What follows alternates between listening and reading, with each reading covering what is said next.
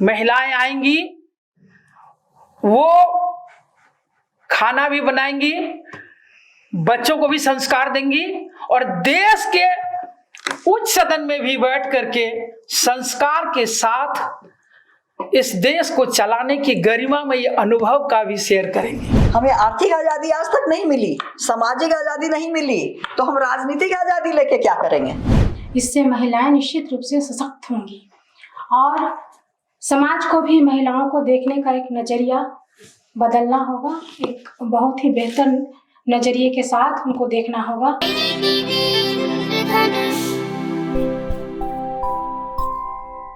IGTV इंद्रधनुष के कार्यक्रम में आप सबों का स्वागत है।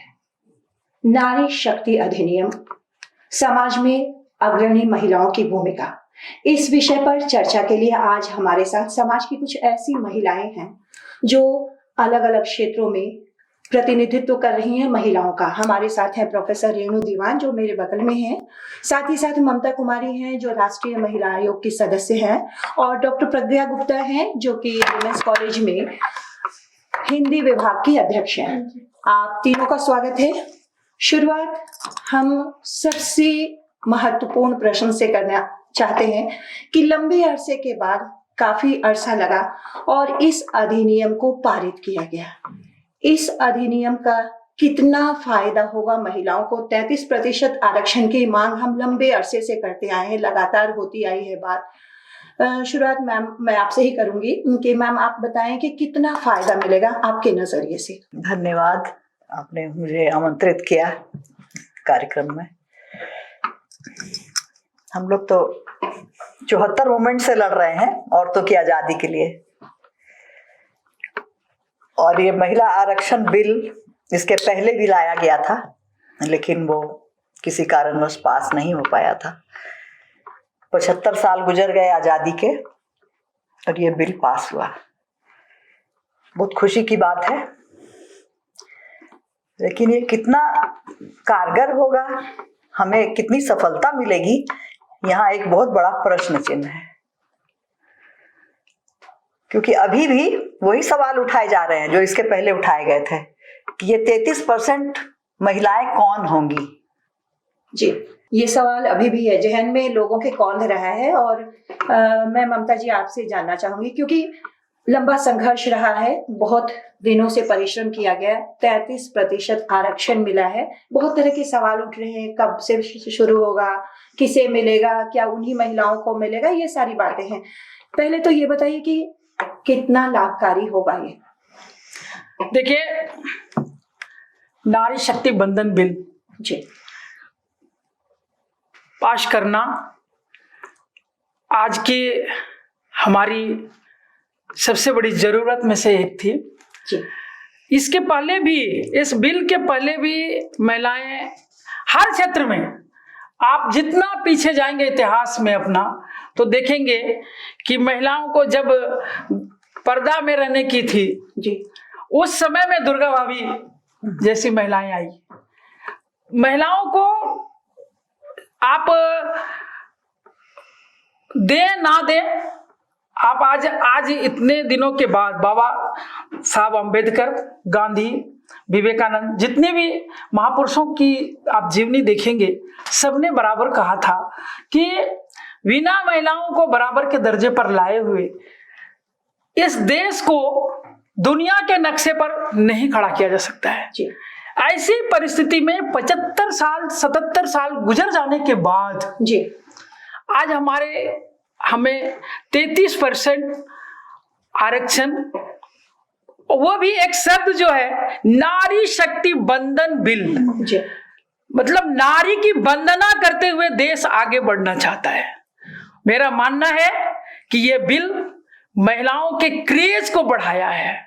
जिस ढंग से हम भारत माता कहते हैं इस देश को, और माता मतलब जननी पहले है, महिलाएं पहले है, बेटी पहले है। आप दुर्गा पूजा में देख लेंगे, हर एक घर में, चाहे वो कोई भी हो, कुंवारी औरतों को, लड़कियों को बुला करके उनको पूजन करते हैं, उनकी वंदन करते हैं, उनमें शक्ति का स्वरूप देखते हैं। और आज इस बिल के आने के बाद महिलाओं के अंदर, मैं बात करती हूँ ना तो मेरे अंदर से खुशी को रोक नहीं पा रही हूँ। ये क्या है, आप जरा भी संदेह ना रखें कि ये बिल क्या देगा, क्या होगा, कौन आएंगे। महिलाएं आएंगी, वो खाना भी बनाएंगी, बच्चों को भी संस्कार देंगी और देश के उच्च सदन में भी बैठ करके संस्कार के साथ इस देश को चलाने की गरिमामय अनुभव का भी शेयर करेंगे। बिल्कुल सही कहा आपने कि ये आधी शक्ति है और बहुत ताकतवर है, लेकिन इस आधी शक्ति को अपनी शक्ति पहचानने की जरूरत है। क्योंकि कई बार ऐसा होता है, ये बहुत महत्वपूर्ण सवाल है और ये सवाल प्रज्ञा जी के ओर रहेगा कि आधी शक्ति को अगर हम ग्राम स्तर पर देखें, पंचायत स्तर पर देखें तो 50% रिजर्वेशन मिला है हमें, ऐसा नहीं है कि नहीं मिला है। लेकिन वहां क्या होता है, जो चुने जाते हैं प्रतिनिधि, महिला प्रतिनिधि, हमारी बहन जो भी चुनी जाती है, वो सब संचालित होती है किसी और अदृश्य शक्ति से। अदृश्य नहीं, उनके पति होते हैं और उनसे संचालित होती है। तो क्या लगता है प्रज्ञा जी कि ये जो 33% आरक्षण हमें मिल रहा है, इसका लाभ वाकई में महिलाओं को मिल पाएगा क्या? सभी दर्शकों को मेरा जोहार। और यह बहुत खुशी की बात है कि महिला आरक्षण बिल पारित हुआ है और निश्चित तौर पर महिलाओं के हक में यह जाएगा और महिलाएं सशक्त होंगी। लेकिन जहाँ तक महिला सशक्तिकरण की बात है, यह लगातार चिंतन मनन और जागरूक होने की इसमें बात है। लगातार आगे बढ़ते रहना होगा महिलाओं को इस क्षेत्र में। दूसरी बात यह है कि यह जो महिला आरक्षण विधेयक बिल पारित हो रहा है, तो इसके जो एक इसका उद्देश्य रहा है वह यह रहा है कि महिलाओं में निर्णय लेने की क्षमता का अधिकार बढ़े। इसके तहत हमारे प्रधानमंत्री महोदय ने इस बात पर जोर दिया है। तो वाकई में यदि राजनीति में महिलाएं आएंगी तो उनको निर्णय लेने का अधिकार मिलेगा, बशर्ते उन्हें हमेशा इस बात की ओर ध्यान रखना होगा कि वो किसी के द्वारा निर्देशित ना हो सके। जी बिल्कुल सही कहा आपने कि आमतौर पर ये माना जाता है कि महिलाएं निर्णय लेने में सक्षम नहीं होती है और एक आदत सी बन जाती है बचपन से ही। घर में, आसपास के माहौल में देखिए, अगर कुछ खरीदना भी हो, आमतौर पर हम सभी समझेंगे कुछ खरीद के आए, पसंद आ रहा है, नहीं कैसा खरीदा, तो एक मनोवृत्ति हो जाती है कि महिलाओं को सेल्फ इंडिपेंडेंट होने देना ये कम होता है, कम परिवारों में देखने को मिलता है। तो जिस तरह की बातें हमने प्रज्ञा जी से भी सवाल किया था कि क्या ये स्थिति हो सकती है कि फिर अगर महिला विधायक बनती है या हमारे 33% अगर हमारी सहभागिता होती है, तो रेणु मैम मैं आपसे जानना चाहूंगी कि फिर वो स्थिति तो नहीं आएगी जैसे कि यहाँ मुखिया पति होते हैं और ये सब होते हैं, वो स्थिति तो नहीं आएगी। इसके लिए शिक्षा भी कितनी जरूरी है, क्योंकि आप शिक्षा के क्षेत्र से हैं, कितना आवश्यक है ये सब? शिक्षा तो बहुत ही आवश्यक है, लेकिन शिक्षा के बावजूद हमारे जो संस्कार हैं वो हम पर हावी हो जाते हैं।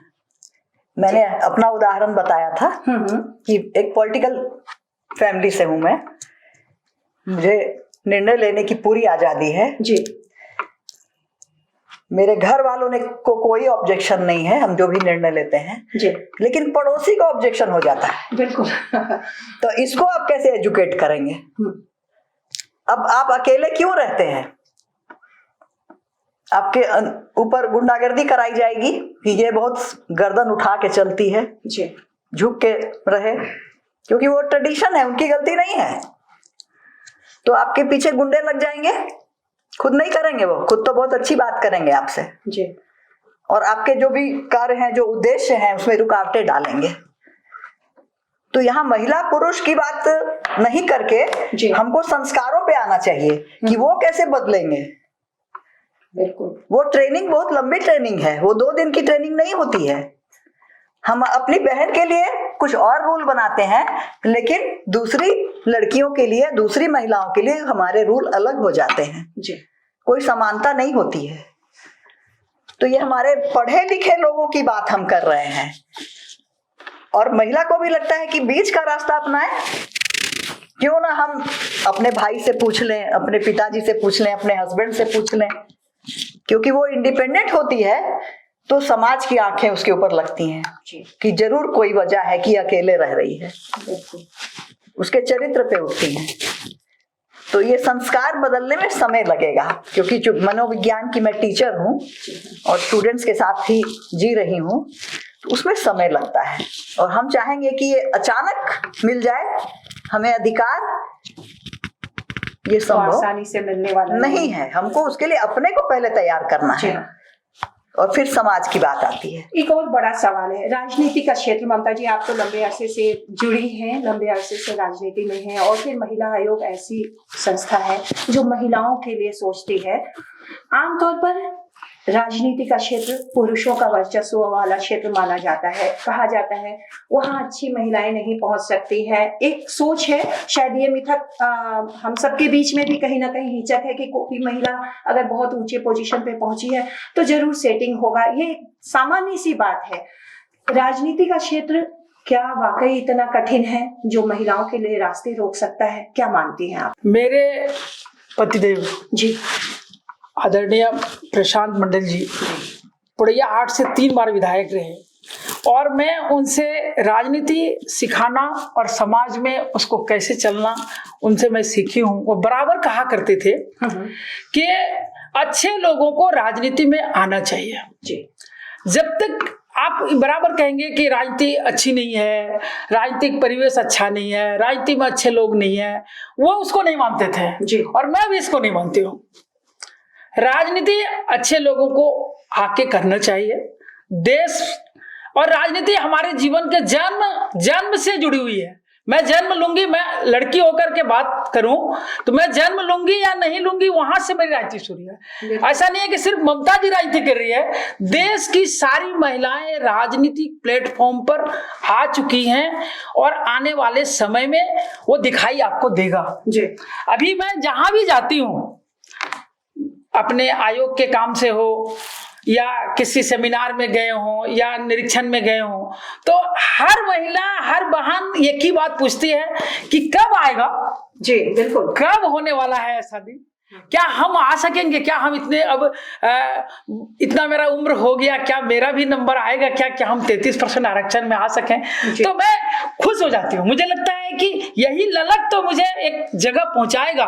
और मैं दूसरी तरफ ये देखती हूँ कि ये बिल आने के बाद जी, अब भ्रूण हत्या में कम आएगी, दहेज हत्या में कम आएगा, डॉरी का जो सिस्टम हमारा संस्कार को कुंद कर दिया है, पुष्ट कर दिया है हमारे भारतीय संस्कृति को दहेज ने, वो कम होगा। क्यों कम होगा? क्योंकि नारी शक्ति बंधन बिल आ चुका है। और इसलिए इस रूप में हमको देखना है। हम आप सबों से भी ये आग्रह करेंगे, और मैं आयोग में भी इसकी चर्चा करते रहती हूँ। अपनी चेयरमैन जो हमारी रेखा शर्मा जी हैं, लंबे अनुभव उनके हैं आयोग के क्षेत्र में, सामाजिक काम के क्षेत्र में। मैं उनसे चर्चा कर रही थी इस बार यहाँ आने से पहले जी, कि दीदी, मैं बोली दीदी ऐसा है कि अब जो समाज में अग्रणी काम कर रही थी, उसकी जिम्मेदारी बढ़ गई है कि वो अच्छी महिलाओं को समाज में चुन करके राजनीतिक प्लेटफॉर्म पर लावे। बिल्कुल बिल्कुल, ताकि जो चैलेंज आने वाला है कि हम उसका नेतृत्व कर सकें, हम उसको एक जिम्मेदारी के साथ निभा सकें। मैं बराबर अभी भी सुन रही थी कि महिलाएं सक्षम नहीं है, अभी भी पुरुष वर्ग उसको चलाएंगे। यह दृष्टिदोष है। पुरुष महिलाओं को नहीं चला सकते, उसके पास विल पावर की कमी नहीं है जी, उसके पास क्षमता की कमी नहीं है। वो जो एक घर चला सकती है, खाना कहाँ बनाएंगे, नाश्ता कहाँ कराएंगे, गेस्ट अगर नहीं है तब भी वो घर में कोई पुरुष नहीं है, पति नहीं है, तब भी वो उसको लालन पालन करके कहाँ रखना है, कहाँ सुलाना है, कहाँ क्या खिलाना है, वो तैयार करके खिला देती है। और अपने सिस्टम के साथ समय पर अपना, चाहे वो जॉब कर रही हो, चाहे वो राजनीतिक प्लेटफॉर्म हो, जा करके भी सारा काम को निष्पादन करती है और वहां भी वो खुश रहती है। इसलिए आप ये देखेंगे कि आएगा समय वो जो दिखाई देगा। बिल्कुल, वो वक्त आ रहा है। थोड़ी मुश्किलें जो है उन पर हम चर्चा और उसके समाधान पर हम आज बात कर रहे हैं।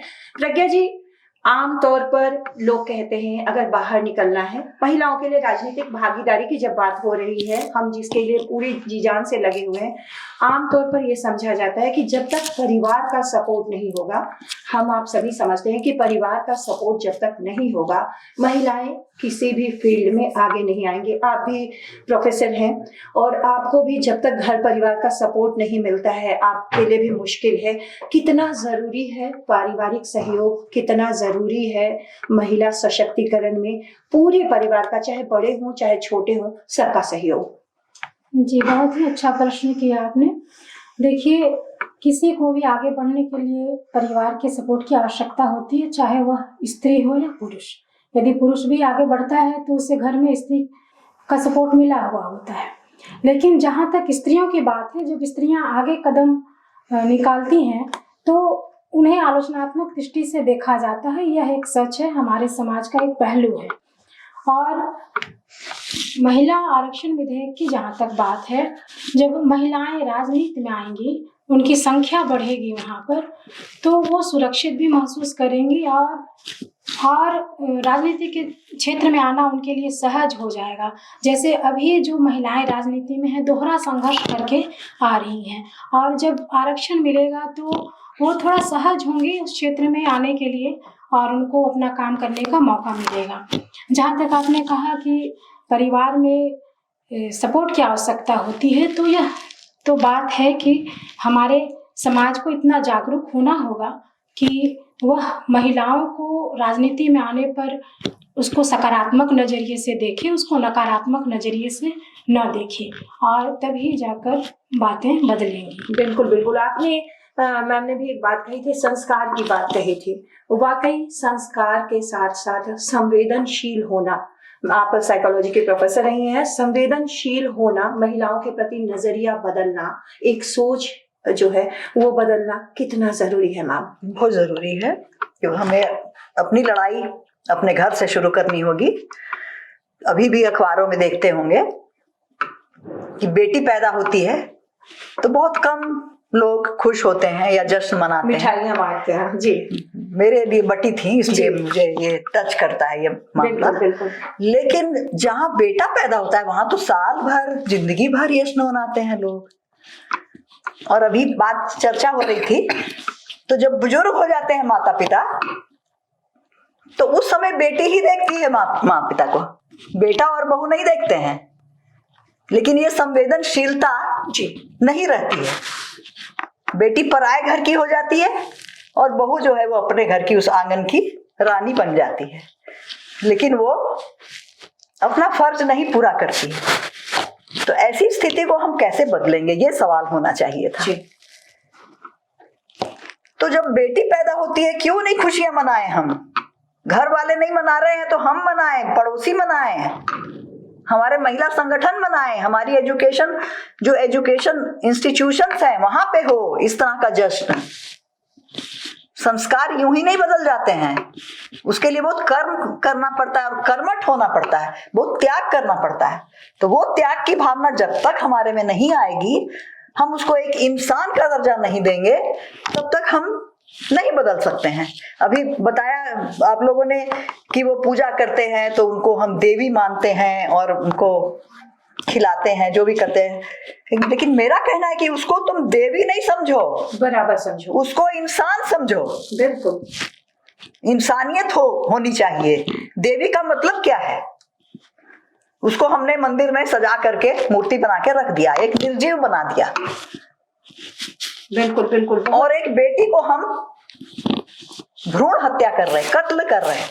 पहले से प्लानिंग हो जाती है कि बेटी होगी तो इसका एबॉर्शन हो जाएगा, जबकि बहुत सारे कानून बन गए जैसा 33% कानून आया जी। उस पे भी कानून बने, लेकिन उसका कोई असर नहीं हुआ। और एक सवाल और है, वाकई में गंभीर है, चिंताजनक सवाल है। मैं एक बात इसमें जी। कहना चाहूंगी, जो जी। बहन जी बता रही थी अभी के परिवार, आपने बड़ा सुंदर क्वेश्चन किया था जी। कि परिवार में हमारी कैसे हम बिल्कुल, एंट्रेंस परिवार का लेंगे, सहयोग कैसा रहे, कैसे हम अपने आप को वहां ये करेंगे। परिवार का निर्माण तो हम ही से है। बिल्कुल। अगर जिस घर में महिलाएं नहीं है वो परिवार है ही नहीं। बिल्कुल। और जब हम ही से परिवार है, हम ही को सजाना है, हम ही को परिवार का निर्माण करना है, तो संचालन में हमारी भूमिका तो है ही। उसको आपको अंदर आत्मा से ये देखना है। मैं सारी महिलाओं को एक संदेश देना चाहती हूँ कि अंदर आत्मा में आप स्वीकार करें कि परिवार हम ही से है, हम परिवार से नहीं है। परिवार के संचालन में परिवार हमसे बना है, हमने निर्माण किया, हमने बनाया है, और हमें इस बगिया को सुंदर से सजाना है। बिल्कुल, ये एक बात, यानी परवरिश हमारी कैसी हो, हाँ, ये महत्व रखता है कि हम कैसे माहौल में परिवार को तैयार करें। चाहे बेटा हो या बेटी हो, दोनों को अगर हम बराबर दर्जा देते हैं तो जाहिर सी बात है कि दोनों एक दूसरे के बारे में सोचेंगे। एक महत्वपूर्ण सवाल आप सबसे रहेगा ये, हमें कितना लाभ होगा, क्योंकि हम इस लाभ के लिए खड़े हैं, और जब से वो इम्प्लीमेंट हो जाए हमें कितना लाभ मिलेगा, महिलाएं कितनी सशक्त हो पाएंगी। जी, मैं एक बात कहना चाहती हूँ जी कि यह जो नारी शक्ति वंदन अधिनियम है, इससे महिलाएं निश्चित रूप से सशक्त होंगी, और समाज को भी महिलाओं को देखने का एक नजरिया बदलना होगा। एक बहुत ही बेहतर नजरिए के साथ उनको देखना होगा। मैं साहित्य की विद्यार्थी रही हूँ जी। कवयित्री अनामिका जी की कुछ पंक्तियाँ आपके सामने कहना चाहती हूँ कि देखा गया सुना गया हमको बहुत ही उनिंदे होकर, जैसे सुने जाते हैं फिल्मी गाने सस्ते कैसेटों पर ठसाठस ठूसी हुई बस में। हमने कहा हमें भी कायदे से पढ़ो, हम भी इंसान हैं। जब हमें देखो तो ऐसे जैसे बहुत ठिठुरते हुए देखी जाती है बहुत दूर जलती हुई आग। सुनो हमें अनहद की तरह, और समझो जैसे समझी जाती है नई नई सीखी हुई भाषा। तो मुझे लगता है कि महिलाओं के प्रति समाज को एक सकारात्मक नजरिए के साथ देखना होगा, और महिलाएं तो प्रबंधन के तौर पर कुशल हैं ही, हमेशा अच्छा करती ही हैं, और मुझे पूरा भरोसा है कि राजनीति के क्षेत्र में जब महिलाएं आगे आएंगी तो हमारे देश का विकास होगा, भला होगा। ममता जी, आप क्या सोचती हैं? देखिए बहन जी, मैं तो अपने 84 में जब मैट्रिक की, उसी समय से मैं जब अंबेडकर जी के संविधान को पढ़ी, तब मुझे वहीं पर दिखाई दिया कि महिलाओं का आरक्षण भी होना चाहिए। उस दिन से मेरी आत्मा में ये हो रहा था कि ये कब आएगा कब आएगा कब आएगा। और आपको ये आश्चर्य होगा, जब जब महिला बिल की चर्चा पार्लियामेंट में होती थी, तब तक मैं दिल्ली आके पार्लियामेंट भवन में बैठ के सुनती रहती थी और सारी महिलाओं की डिबेट सुनती रहती थी। और आज जब मैं महिला बिल को नजदीक से, जब उस समय आयोग में मैं हूँ, उस समय ये बिल पास हुआ, तो मैं बता सकती हूँ और मुझे विश्वास है कि इस देश की महिलाएं इस जिम्मेदारी को अच्छा से निभाएंगी, चलाएंगी, संचालित करेंगी, और 33% ही नहीं 50% के साथ आपको पार्लियामेंट सजा हुआ मिलेगा। ये मेरा विश्वास है और चलाएंगे। वाकई में जैसे विदेशों की बात करें तो बहुत लंबे अरसे बाद हम भले पाश्चात्य देशों की नकल करते हैं, लेकिन वहाँ 144 वर्षों के संघर्ष के बाद उन्हें वोटिंग का हक मिला। हमें शुरू से ही मिला, जब से संविधान लागू हुआ, देश आजाद हुआ। लेकिन फिर भी कहीं ना कहीं हमारी मुश्किलें हैं, महिलाओं की मुश्किलें हैं, बहुत सारी चुनौतियां हैं। लेकिन मैम, क्या हम वाकई सशक्त हो पाएंगे? बड़ा सवाल आपसे। बिल्कुल सशक्त होंगे, हमें पॉजिटिव सोचना है जी। हम चाहेंगे तो कोई भी मंजिल हासिल कर लेंगे। ऐसे बहुत सारे प्रमाण हैं हमारे सामने। आजादी की लड़ाई से अगर शुरू करें, हम कंधे से कंधा मिला के औरतें अगर नहीं लड़ी होती तो हम अंग्रेजों को भी यहाँ से नहीं हटा पाते। उसी तरह और भी कई संघर्षों में हम लोगों ने साथ दिया। जयप्रकाश नारायण जी का भी कहना था जी हाँ। कि जब तक आधी आबादी अपना हक नहीं लेगी तब तक देश आजाद नहीं होगा। उसके बावजूद हम डायन हत्या, भ्रूण हत्या, कई तरह की हत्याएं, ये सब जो हो रही हैं, देख के मन बिल्कुल विचलित हो जाता है कि हम सब कुछ जानते हुए भी नहीं रोक पा रहे हैं इसको। क्या वजह है? इस पे डिबेट होनी चाहिए। आरक्षण की बात तो बाद में आती है। हमें आर्थिक रूप से हम कितने नीचे हैं दूसरे देशों के सामने। हमें आर्थिक आजादी आज तक नहीं मिली, सामाजिक आजादी नहीं मिली, तो हम राजनीतिक आजादी लेके क्या करेंगे? लेकिन संघर्ष तो है हमारा। तो हमें संघर्ष करना होगा। जी। तो अंबेडकर जी का भी यही कहना था कि आजादी कोई खैरात में नहीं मिलती है, उसके लिए संघर्ष करना पड़ता है। तो हम अगर तैयार हैं तो हम संघर्ष करेंगे और मंजिल हासिल जरूर होगी। बिल्कुल। चलते चलते मैं ये कहना चाहूंगी, बहुत अच्छी पंक्ति है, कौन कहता है आसमां में सुराख नहीं हो सकता, एक पत्थर तो तबीयत से उछालो यारो। वाकई सुराख तो हमने कर दिया है, जगह बनाने की जरूरत है, थोड़ा वक्त है और हम सशक्त होकर उभरेंगे। और जैसा कि ममता जी ने भी कहा और सबने कहा कि हम अच्छे मैनेजर हैं, घर को चलाते हैं, तो देश क्यों नहीं चलाएंगे। और प्रज्ञा जी, ममता जी और रेणु मैम, आप स्टूडियो में आई, बहुत अच्छी बातचीत हुई, लोगों को अवेयर किया। आपका बहुत बहुत धन्यवाद। धन्यवाद धन्यवाद आपको।